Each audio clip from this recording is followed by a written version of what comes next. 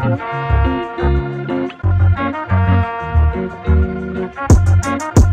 girl, we racing, baby, yeah.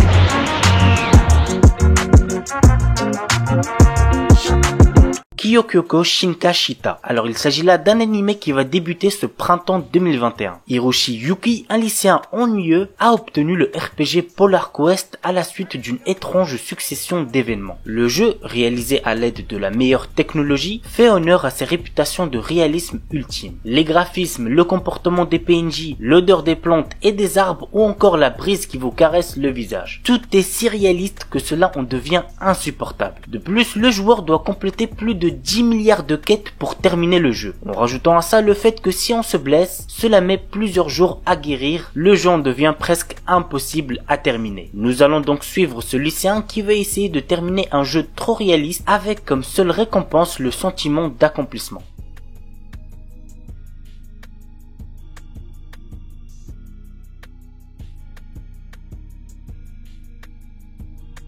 Rosario to Vampire. Aono Tsukune, humain normal, aucun centre d'intérêt, a échoué à son entrée au lycée. Bref, t'as capté, sa vie pue la merde. Mais, heureusement pour lui, son père lui a trouvé un peu par hasard une place dans un lycée bien mystérieux. Tsukune se rendra donc pour la rentrée dans ce lycée très éloigné dont on ignore tout. Sur le chemin, il rencontrera une charmante vampire avec qui il se nourra d'amitié. Et arrivé au lycée, il se rendra bien vite compte que c'est en fait un lycée réservé aux monstres et qu'exposer sa véritable identité le condamnerait à une mort certaine. L'anime a pour genre action, comédie, ecchi, fantasy, roman, shonen, surnaturel et pour thème école, harem, sorcière, vampire, yokai.